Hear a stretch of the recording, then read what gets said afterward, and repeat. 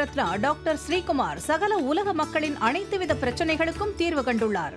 ஜோதிடம், எண் ஜோதிடம், வாஸ்து, கைரேகை, ராசிக்கல் தேர்வு, அயல்நாடு செல்ல, கடனை தீர்க்க, மேல் படிப்பு பெற, திருமணம் விரைவில் நடக்க, தொழில் சிறக்க, வேலை கிடைக்க, குழந்தை பெயர் வைக்க, தொழில் பெயர் வைக்க, ராசிக்கல் தேர்வு செய்ய, சோழி பிரசன்னம் பார்க்க, கம்ப்யூட்டர் ஜாதகம் பார்க்க, 48 வருடம் அனுபவம் பெற்ற ஜோதிடர் ஆலோசனைகளை பெற ஜோதிட ரத்னா டாக்டர் ஸ்ரீகுமார். முன்பதிவு பெற்று சந்திக்கவும்.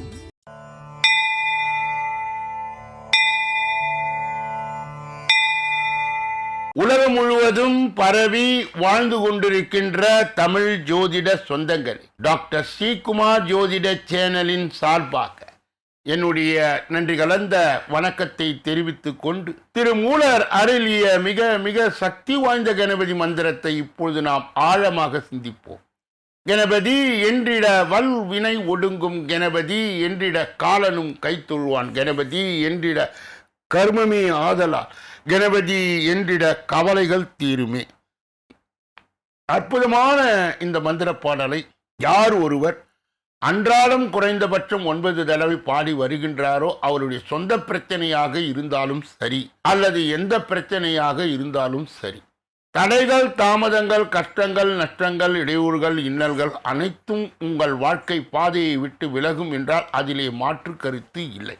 இன்றைய கணபதியினுடைய தொகுப்பில் இருந்து நாம் எடுத்துக்கொண்ட குறிப்பு, திருப்பரங்குன்றம் குடவரை கோவிலில் விநாயகர் கையில் கரும்புடன் காட்சி தருகின்றார். அன்பர்கள் இந்த கருத்தை மனதிலே நிலை நிறுத்தி அவரை தொடர் நிலையில் வணங்கி வர, அத்துணை விதமான தடைகளும் தாமதங்களும் உங்கள் வாழ்க்கையிலே வரவே வராது என்ற ஒரு நிலையை, கணபதிக்கு ஒரு சக்தி உண்டு. அவரை தொடர்ந்து வணங்கினால் இன்பங்களும் மகிழ்ச்சியும் உங்கள் வாழ்க்கையிலே தாண்டவமாடும். கணபதியினுடைய இன்றைய தொகுப்பில் இருந்து நாம் எடுத்துக்கொண்ட குறிப்பு, வாஞ்சி கல்ப கணபதி தியானம் மூல மந்திரத்தை சிரமப்பட்டு மனதில் ஏற்றிக்கொண்டு முறைப்படி ஜபித்து வந்தால் உங்கள் வாழ்வில் பொருள் சேர்க்கை, பெரியோர் நட்பு, செல்வ நிலை உயர்வு கிட்டுவது உறுதி. குரு உபதேசம் பெற்று படித்தால் கூடுதல் பலன்கள் கிடைக்கும். அற்புதமான இந்த கருத்தை மனதிலே நிலை நிறுத்தி கணபதியை தொடர்ந்து வணங்கி வர அத்துணை விதமான நன்மைகளும் இன்பங்களும் தாராளமாக கிடைக்கும். இரண்டாவது பகுதியாய் திகழ்கின்ற இன்றைய நாளின் விசேஷ தன்மையும் பஞ்சாங்க குறிப்பையும் இப்பொழுது காண இருக்கின்றோம். இன்றைய நாள் 23/7/2026 கிழமை வியாழன், தமிழ் வருடம் பராபவ வருடம், தமிழ் மாதம் ஆடி 7வது நாள், உபேந்திர நவமி. மதுரை மீனாட்சி அம்மன் தங்க குதிரையில் பவனி, திருமாலி சோலை கல்லழகர், ராம அவதார காட்சி, தசமி திதி. இன்றைய நல்ல நேரம் காலை 11 இருந்து 12 மணி வரை, பிறகு 12 12:15 1:15 வரை. ராகு காலம் 1:30 இருந்து 3 மணி வரை. யமகண்டம் காலை 6 மணியிலிருந்து 7:30 வரை. குளிகை மதியம் காலை 9 மணியிலிருந்து 10:30 வரை. திதி நவமி காலை 10:33 வரை. இன்றைய நடப்பு நட்சத்திரம் விசாகம் நள்ளிரவு கடந்து அதிகாலை 5:05 வரை. யோகம் சித்த யோகம், சூலம் தெற்கு, பரிகாரம் எண்ணெய். இன்று கீழ்நோக்கு நாள். இன்று சந்திராஷ்டிரமம் அடைகின்ற நட்சத்திரம் ரேவதி, அஸ்வினி. சந்திராஷ்டிரம் பெறுகின்ற ராசி மேஷ ராசி, மீன ராசி மற்றும் மேஷ ராசி ஆகும். யாரெல்லாம் இன்றைய தினத்திலே திருமண நாளை கொண்டாடுகின்றார்களோ அல்லது பிறந்த நாளை கொண்டாடுகின்றார்களோ அவர்களுக்கு என்னுடைய உளம் கனிந்த நல் வாழ்த்துக்கள். மூன்றாவது பகுதியாய் திகழ்கின்ற பரிகாரங்களும் பலன்களும் என்ற அற்புதமான இந்த பகுதியிலே இன்றைய தினம் நாம் எடுத்துக்கொண்ட தலைப்பு தொகுப்பு என்னவென்றால், எண்ணியதை ஈடேற்றும் ராகு கால பூஜை. ராகு காலத்தில் நல்ல காரியம் எதுவும் செய்யக்கூடாது என்று பலரும் கருத்து கூறுவார். ஆனால் அந்த ராகு காலமும் நன்மைகளை செய்யும் என்பதை நாம் உணர வேண்டும். ஒரு நாளுக்கு 24 மணி நேரம் உள்ளது. இதில் 1.5 மணி நேரம் ராகுவுக்கு, 1.5 மணி நேரம் கேதுவுக்கு ஒதுக்கப்பட்டுள்ளது. ராகு வழிபாடு செய்யும் நேரம் ராகு காலம் என்றும், கேது வழிபாடு செய்யும் நேரம் யமகண்டம் என்றும் அழைக்கப்படும். பொதுவாக மற்ற கிரகங்களின் ஆற்றல் அந்த நேரத்தில் குறைந்து இருக்கும் என்பதால் ராகு காலத்திலும் யமகண்டத்திலும் சுபகாரியத்தை தவிர்க்கின்றோம். ராகு காலத்தில் துர்க்கையை வழிபடுவது சிறந்தது. ராகு காலத்தில் செய்யப்படும் பூஜை மிக சிறப்பு வாய்ந்தது. செவ்வாய்க்கிழமையில் வரும் ராகு காலத்தில் செய்யப்படும் பூஜை அதிலும் சிறப்பு மிகுந்ததாய் கருதப்படும். ஏனெனில் அந்த தினத்தில் ராகுவோடு இணைந்து செய்ய செவ்வாயும் அம்பிகையும் மங்கள சண்டிகையாய் வணங்குகிறார். மங்களன் என்ற பெயர் செவ்வாய்க்கு உரியது. பொதுவாக ஒருவரது வாழ்க்கையில் மங்கள காரியங்கள் தடைப்படுவதற்கு செவ்வாய் மற்றும் சர்ப்ப தோஷங்களே காரணமாய் சொல்லப்படுகிறது. செவ்வாய் ராகு ஆகிய கிரகங்கள் தோஷம் இருந்தாலோ அல்லது வாழ்வில் தடைகள் தொடர்ந்தால் இந்த எளிய ராகு தோஷ பரிகாரத்தை செய்யலாம். ராகு கால பூஜை செய்கிறோம். பூஜை முடியும் வரை விரதம் அனுஷ்டிக்க வேண்டும். முடியாதவர்கள் சிறிது பால் பழம் அருந்தலாம். வீட்டில் பூஜை அறையை மெழுகி கோலமிட வேண்டும். சுத்தமான மணப்பலகை ஒன்றில் வாழையலை போட வேண்டும். நுனி வடக்கு பார்த்திருப்பது உத்தமம். அதன் நடுவே பச்சரிசி பருப்பி அதன் மையத்திலே சிறிது தோரம்பருப்பை பரப்ப வேண்டும்.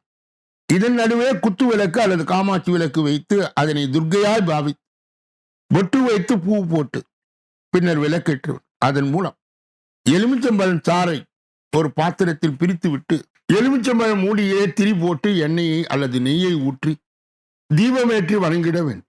துர்க்கை போற்றி என்று சொல்லி குங்குமத்தால் அர்ச்சனை செய்ய வேண்டும். பின்பு வேண்டுதலை சொல்லிவிட்டு பிரசாதத்தை யாரேனும் பெண்மணிக்கு வழங்கிவிட்டு நீங்களும் சாப்பிடலாம். ராகுகாலம் முடிந்த பின்னர் பூஜித்த விளக்கு அமைப்பினை சற்று வடக்காக நகர்த்தி வைத்து பூஜையை நிறைவு செய்யலாம். இந்த பூஜையை உரிய கிழமைகளில் செய்ய வேண்டும். செவ்வாய்க்கிழமை ராகு காலத்தில் துர்க்கையை வணங்கி வர கடன் பிரச்சனை அகலும். வீடு மனை தொடர்பான பிரச்சனைகள் நல்லபடியாய் முடியும். வெள்ளிக்கிழமை ராகு காலத்தில் பூஜை செய்தால் குடும்பம் சீரா, தனிப்பட்ட வேண்டுதலும் நிறைவேறும். மனைவியின் ஆயுள் கூடும், மகப்பேறு உண்டா, பொருள் சேரும், வீண் செலவுகள் குறை. ஞாயிற்றுக்கிழமை ராகு காலத்தில் செய்யும் வழிபாட்டால் தீராத நோய்களுடைய தாக்கம் குறை, எதிரிகளுடைய பயம் நீ, பெற்றோருடன் ஒற்றுமை ஏற்படும், வெளிநாட்டு வாய்ப்புகள் கைகூடும். இவை அனுபவ பரிகாரம். நாளைய தினத்தினுடைய பரிகாரத்தினுடைய தலைப்பு சூரிய தோஷம் போக்கும் நரசிங்கர்.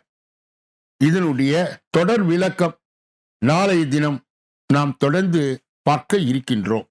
4வது பகுதியாய் திகழ்கின்ற ஜோதிட ரகசியங்களை அறிகின்ற பகுதி. ஜோதிட கிரக இணைவுகளை அறிந்து தெரிந்து புரிந்து பிறரை வழி நடத்துகின்ற பகுதியும் இதுவே.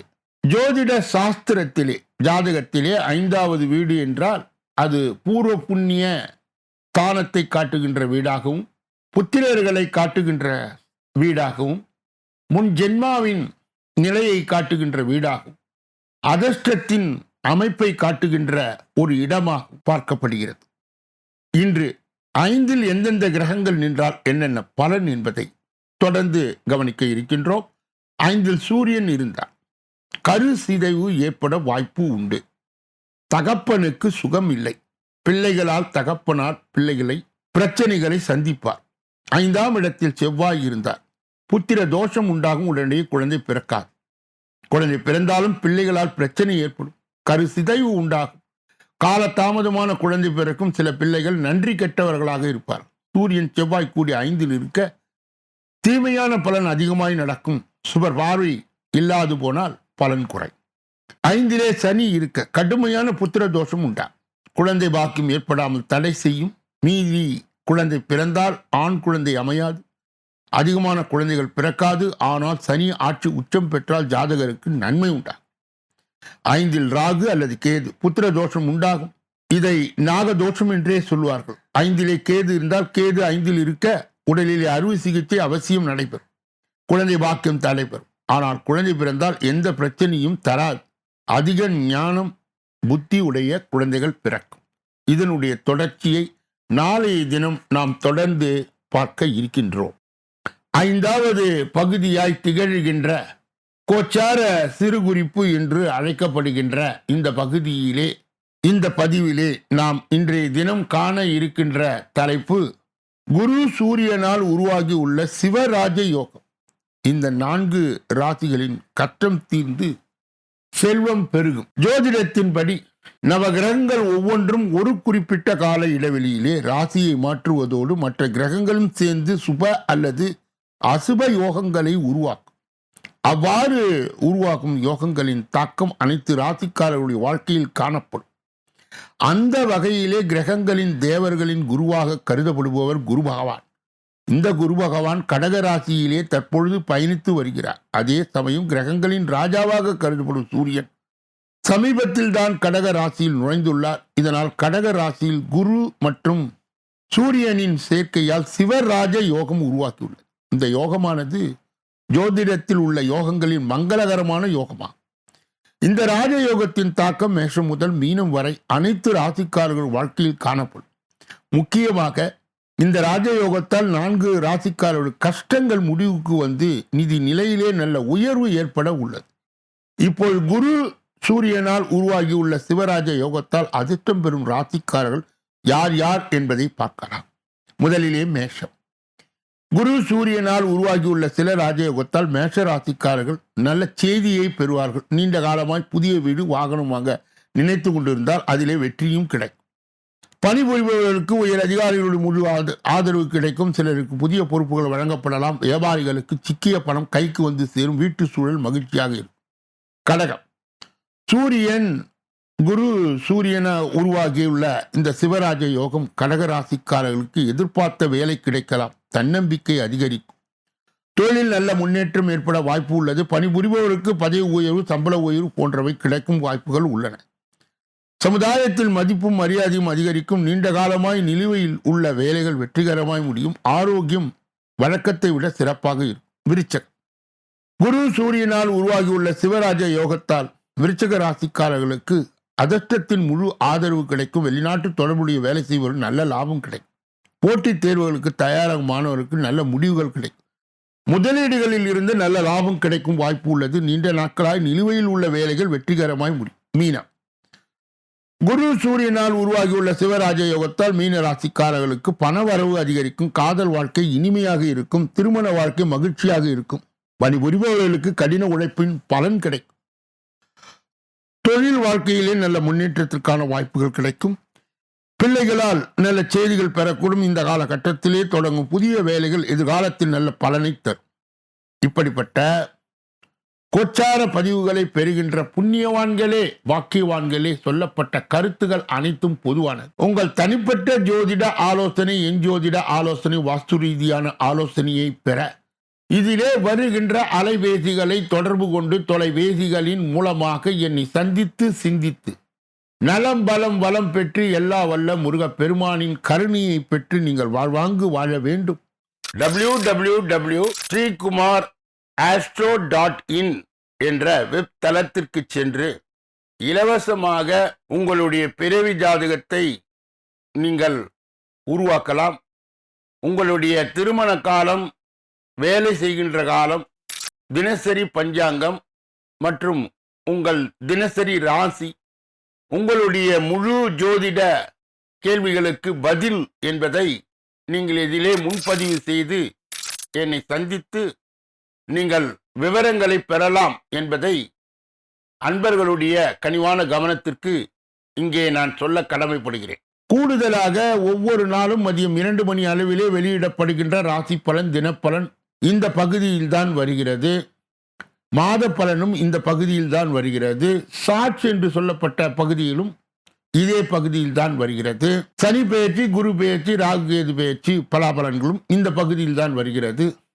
அன்பர்கள் கூர்ந்து கேட்டு ஜோதிட ஆலோசனையும் வழிகாட்டுதலையும் பெறலாம். இப்பொழுது நாம் பார்க்கக்கூடிய கடைசி பகுதி 6வது பகுதி. இந்த 6வது பகுதியிலே 12 ராசிகளுடைய பொது பலனையும் 27 நட்சத்திரங்களுடைய தனி பலனையும், எந்த ராசிக்காரர்களுக்கு நட்சத்திரக்காரர்களுக்கு சந்திராஷ்டம தினம் என்பது தொடர்ந்து இப்பொழுது 12 ராசிகளுடைய விரிவான விளக்கமான பலாபலன்களை ஒன்றன் பின் ஒன்றாக இப்பொழுது தொடர்ந்து நாம் பார்க்க இருக்கின்றோம்.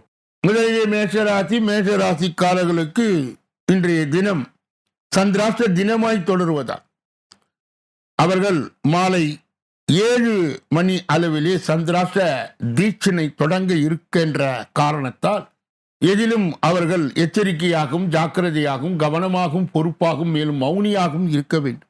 பிறர் விஷயங்களிலே மூக்கை நுழைக்கக்கூடாது. குறிப்பாக வாகனங்களை இயக்கும் பொழுது முழு கவனத்துடனும் கவன சிதறல் இன்றியும் இயக்க வேண்டும்.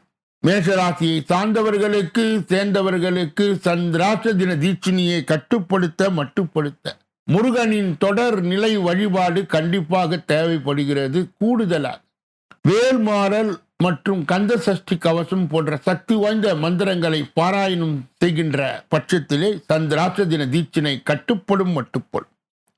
ரிஷபராசிக்காரர்களுடைய இன்றைய பொது பலன். குடும்பத்தை பற்றிய கவலைகள் அவ்வப்போது வந்து போகும். புதியவர்களை நம்பி ஏமாற வேண்டாம். செலவுகள் கட்டுக்கடங்காமல் போகும். திடீர் பயணங்களால் அலைச்சல் அதிகரிக்கும். நண்பர்களால் பிரச்சனை வரக்கூடும். வியாபாரத்தில் பாக்கிகளை போராடி வசூலிப்பீர்கள். உத்தியோகத்தில் சோர்வு வந்து நீங்கும். தடைகளை தாண்டி முன்னேறுகின்றன. கிருத்திகை நட்சத்திரத்தை சார்ந்தவர்களுக்கு குடும்பத்தை பற்றிய கவலைகள் வந்து போகும். புதியவர்கள் நம்பி ஏமாற வேண்டாம். பரணி நட்சத்திரத்தை சார்ந்தவர்களுக்கு செலவுகள் கட்டுப்படாமல் போகும். திடீர் பயணங்களால் அலைச்சல் அதிகரிக்கும். நண்பர்களால் பிரச்சனை வரக்கூடும். மிருகசீரிடு நட்சத்திரத்தை சார்ந்தவர்களுக்கு வியாபாரத்தின் பாக்கிகளை போராடி வசூலிப்பீர்கள். உத்தியோகத்தில் சோர்வு வந்து நீங்கும். தடைகளை தாண்டி முன்னேறுகின்ற நாள். ரோகிணி நட்சத்திரத்தை சார்ந்தவர்களுக்கு இன்றைய தினம் எதையும் யோசித்து ஒரு முறைக்கு 2 முறை யோசித்து பேச வேண்டும். காரியங்களை செய்ய வேண்டும். அவ்வப்போதுதான் உங்களுக்கு அதிலிருந்து ஆதாயம் கிடைக்கும். மிதுன ராசிக்காரர்களுடைய இன்றைய பொது பலன். கணவன் மனைவிக்குள் அனுசரித்து போவது நல்லது.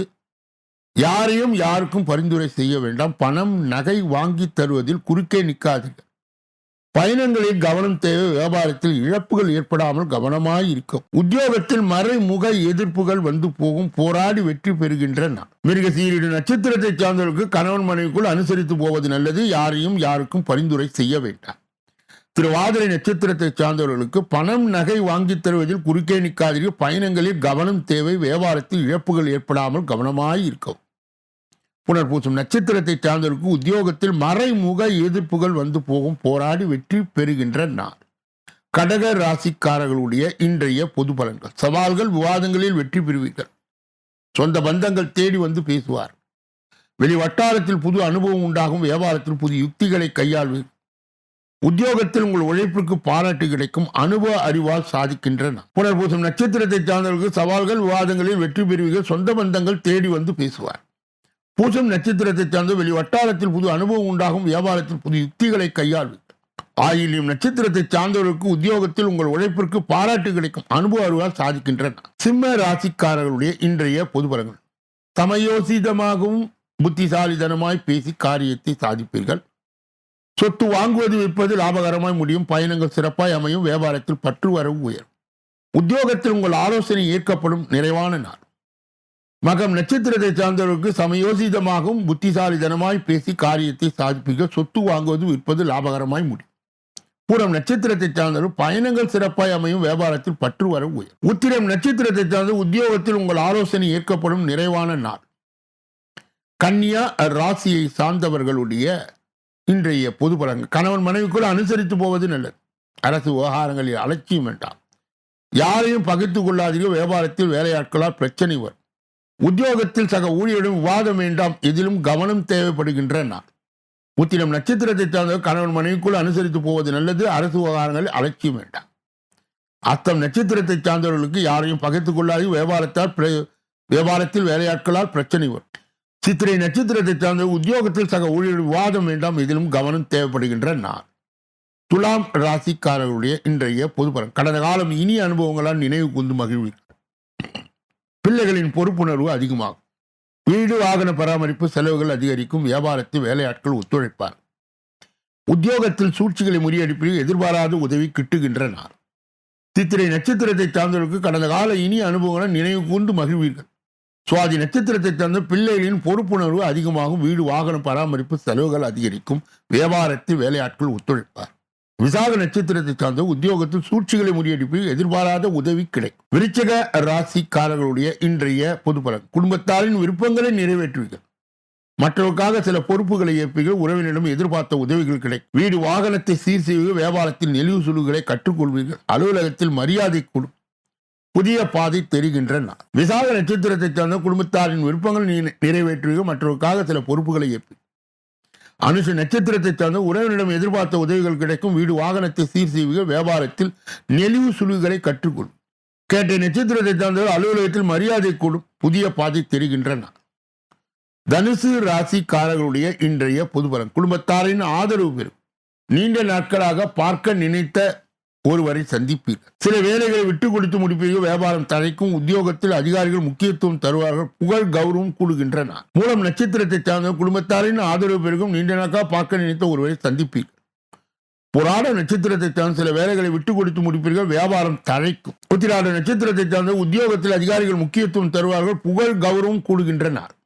மகர ராசிக்காரர்களுடைய இன்றைய பொது பலன்கள். சோர்வு நீங்கி உற்சாகம் அடைவீர்கள். பிள்ளைகள் கேட்டதை வாங்கி தருவீர்கள். புண்ணிய தலங்கள் சென்று வருவீர்கள். பழைய பிரச்சனைக்கு மாறுபட்ட அணுகுமுறையால் தீர்வு காண்பீர்கள். வியாபாரத்தில் புதிய சரக்குகள் கொள்முதல் செய்வீர்கள். உத்தியோகத்தில் தக ஊழியர்கள் உதவுவார்கள். சிந்தனை திறன் பெருகும் நாள். உத்திராட நட்சத்திரத்தை சார்ந்தவர்கள் சோர்வு நீங்கி உற்சாகம் அடைவீர்கள். பிள்ளைகள் கேட்டதை வாங்கி தருவீர்கள். திருவோணம் நட்சத்திரத்தை சார்ந்த புண்ணிய தலங்கள் சென்று வருவீர்கள். பழைய பிரச்சனைக்கு மாறுபட்ட அணுகுமுறையால் தீர்வு காண்பீர்கள். வியாபாரத்தில் புதிய சரக்கு கொள்முதல் செய்வீர்கள். அவிட்டம் நட்சத்திரத்தை சார்ந்த உத்தியோகத்தில் தக ஊழியர்கள் உதவுவார்கள். சிந்தனை திறன் பெறுகின்ற நாள். கும்ப ராசிக்காரர்களுடைய இன்றைய பொது பலன்கள். குடும்பத்தில் ஒற்றுமை பிறக்கும். மற்றொரு மனநிலையை உணர்ந்து பேசும் பக்குவம் உண்டாகும். காணாமல் போன முக்கிய ஆவணங்கள் கிடைக்கும். பயணங்களால் புத்துணர்ச்சி பெறுவீர்கள். புது தொழிலை தொடங்குவீர்கள். உத்தியோகத்தில் சக ஊழியர்கள் பாராட்டுவார்கள். நன்மை நடக்கின்ற நாள். அவிட்டம் நட்சத்திரத்தை சார்ந்தவர்கள் குடும்பத்தில் ஒற்றுமை பிறக்கும். மற்றொரு மனநிலையை உணர்ந்து பேசும் பக்குவம் உண்டாகும். சதய நட்சத்திரத்தை சார்ந்தவர் காணாமல் போன முக்கிய ஆவணங்கள் கிடைக்கும். பயணங்களால் புத்துணர்ச்சியை பெறுவீர்கள். புது தொழில் தொடங்குவீர்கள். புரட்டாதி நட்சத்திரத்தை சார்ந்தவர்களுக்கு உத்தியோகத்தில் சக ஊழியர்கள் பாராட்டுவார்கள். நன்மை நடக்கின்ற நாள். மீன ராசிக்காரர்களுடைய இன்றைய பொது பலனை பார்ப்பதற்கு முன்பு அவர்களுக்கு இன்று மாலை 7 மணி வரை சந்திராஷ்ட தினம் நீடிப்பதால் எதிலும் எச்சரிக்கையாகவும் ஜாக்கிரதையாகவும் கவனமாகவும் பொறுப்பாகவும் மேலும் மௌனியாகவும் இருப்பது நல்லது.